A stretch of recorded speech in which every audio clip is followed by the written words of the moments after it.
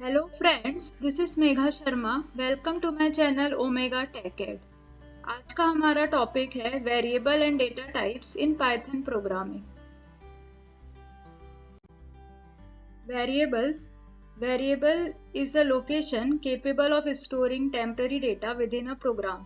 Programme में जब हमें किसी डेटा को टेम्पररी या परमानेंटली स्टोर करना पड़ता है तब हम वेरिएबल का यूज करते हैं. Variable is a location that stores data. This data can be modified, stored or displayed whenever needed.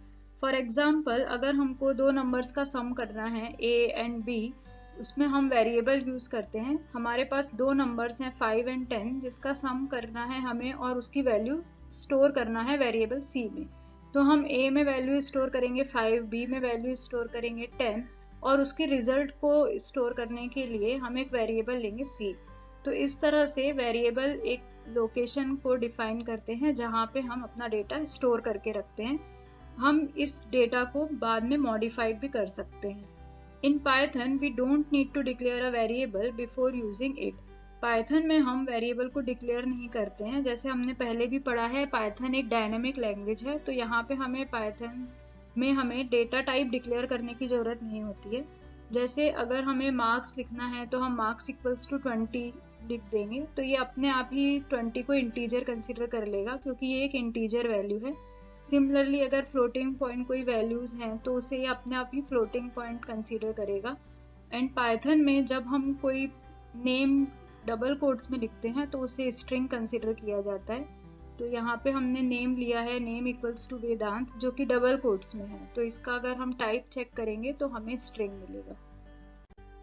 Next है rules for naming the variable in Python.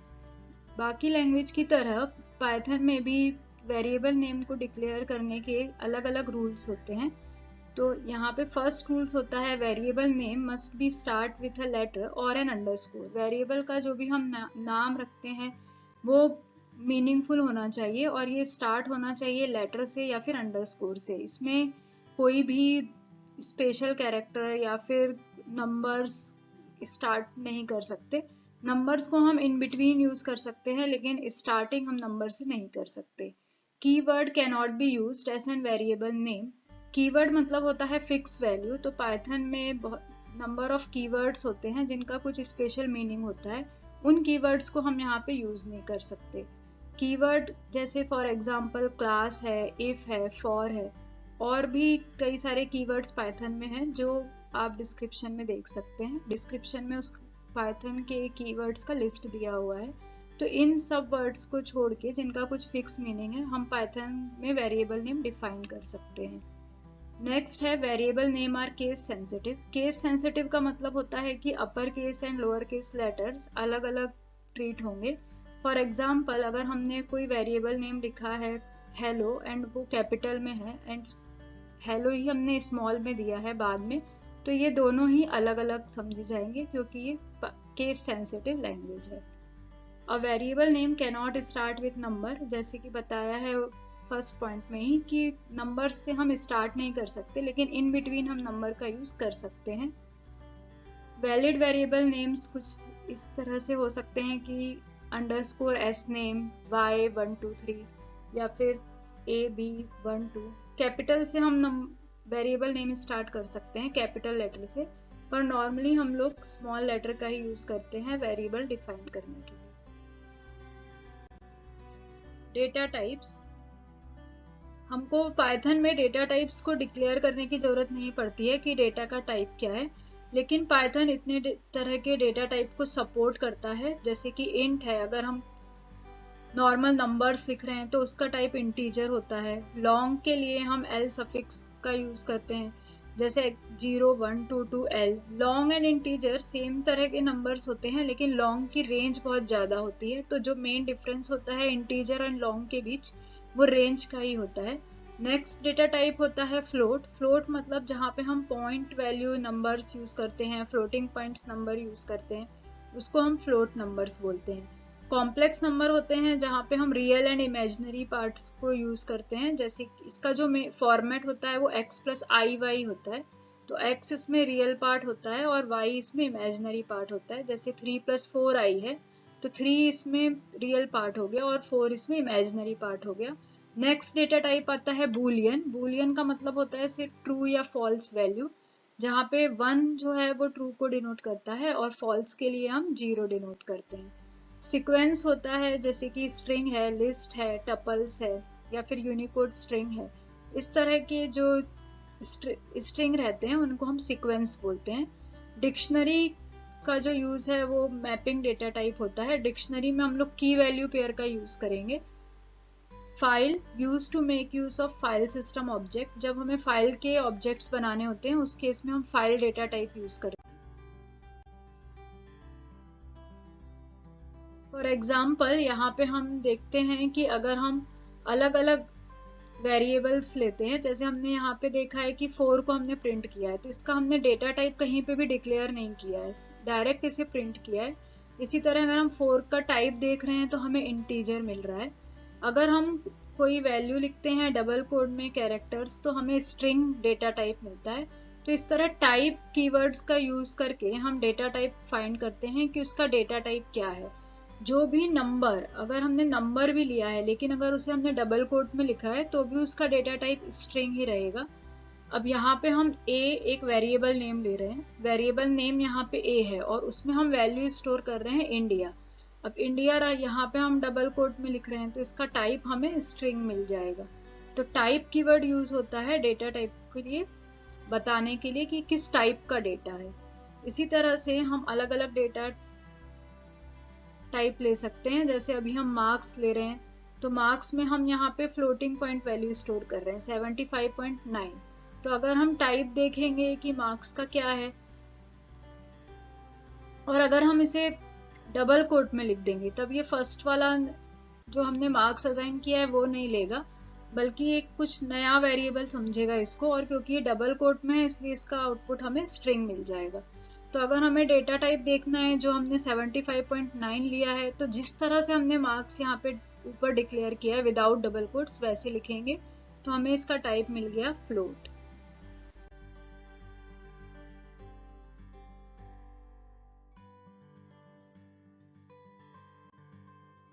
Next है टाइप कन्वर्जन। जैसे अभी हमने देखा कि किस तरह से अलग अलग टाइप के डेटा होते हैं, तो अब हम देखेंगे कि किस तरह से हम डेटा के टाइप को कन्वर्ट कर सकते हैं। तो type conversion is a converting one type of data to another type and it is also known as type casting. Type casting का मतलब होता है जैसे हमने इंटीजर टाइप के डेटा को स्ट्रिंग में कन्वर्ट किया या स्ट्रिंग को हमने इंटीजर, फ्लोट्स, इस तरह से अलग अलग टाइप में कन्वर्ट करने का जो प्रोसेस है उसको टाइप कास्टिंग बोलते हैं। जैसे इंट है, इंट कीवर्ड यहाँ पे हम यूज करते हैं, it converts string and floating points number into integer. तो जो भी स्ट्रिंग है और फ्लोटिंग पॉइंट्स नंबर है उसको ये इंटीजर में कन्वर्ट कर देगा। अब यहाँ पे स्ट्रिंग का मतलब ये नहीं है कि हम यहाँ पे नाम लिख सकते हैं या फिर कैरेक्टर लिख सकते हैं। इसका मतलब ये है कि यहाँ पे हमें नंबर्स ही लिखना होगा, लेकिन वो डबल कोट में रहेंगे तो स्ट्रिंग रहेंगे। तो ऐसे जो नंबर्स हैं जो डबल कोट्स में है, स्ट्रिंग है, उनको हम फ्लोटिंग पॉइंट या फिर इंटीजर में कन्वर्ट कर सकते हैं।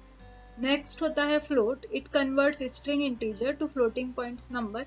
अब यहाँ पे भी जब हम स्ट्रिंग को फ्लोटिंग पॉइंट में कन्वर्ट कर रहे हैं तो वो स्ट्रिंग नंबर ही होगा लेकिन डबल कोट्स में रहेगा। str it converts integer, float, list, tuple, dictionary to string. तो ये अलग अलग टाइप के लिस्ट, टपल और डिक्शनरी को स्ट्रिंग में कन्वर्ट करने के लिए यूज होगा।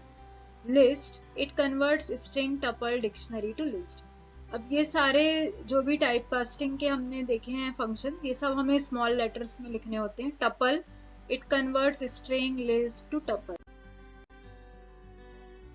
Converting string floating points into integer. अब यहाँ पे हम अगर इंटीजर में कन्वर्ट कर रहे हैं तो हम py, पाइथन ये सब नहीं लिख सकते हैं, हमें यहाँ पे एक नंबर ही लिखना होगा तभी वो इंटीजर में कन्वर्ट हो पाएगा। अब ये जो नंबर है 2017, इसको हमने डबल कोट्स में लिखा है, इसका मतलब है कि ये जो नंबर है ये स्ट्रिंग है और इंट का यूज करके हम इसे इंटीजर में कन्वर्ट कर रहे हैं। सिमिलरली अगर हम कोई फ्लोटिंग पॉइंट नंबर लें, पॉइंट वैल्यू नंबर हम यहाँ पे जैसे ले रहे हैं 3.145, तो इस फ्लोटिंग पॉइंट नंबर को ये इंटीजर में कन्वर्ट कर देगा।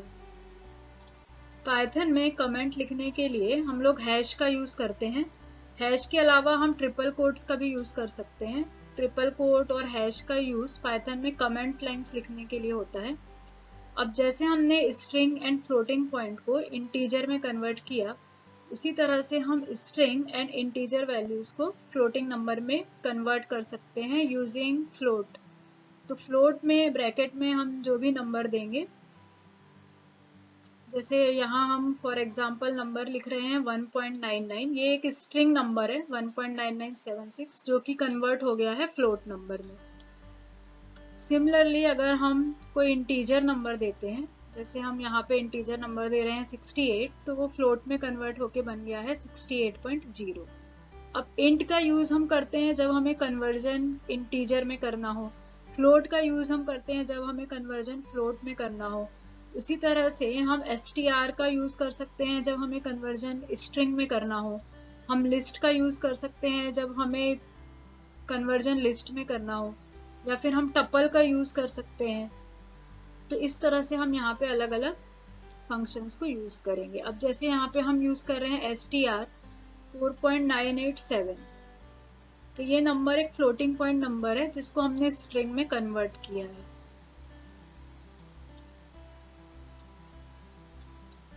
सिमिलरली यहाँ पे हम ले रहे हैं एक लिस्ट जिसको हम कन्वर्ट कर रहे हैं स्ट्रिंग में। एंड लिस्ट एंड टपल के बारे में हम आगे आने वाले लेक्चर्स में पढ़ेंगे कि इनमें मेन क्या डिफरेंस होता है।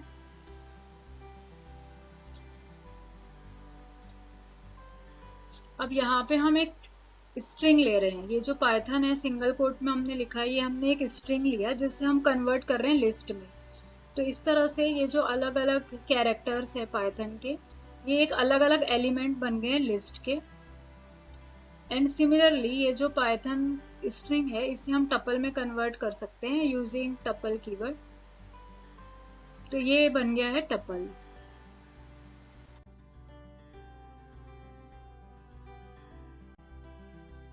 Thanks for watching. अगर आपने वीडियो यहाँ तक देखा है और वीडियो आपको अच्छा लगा है तो वीडियो को लाइक करें, फ्रेंड्स के साथ शेयर करें, चैनल को सब्सक्राइब करें एंड नोटिफिकेशन के लिए बेल आइकन प्रेस करें।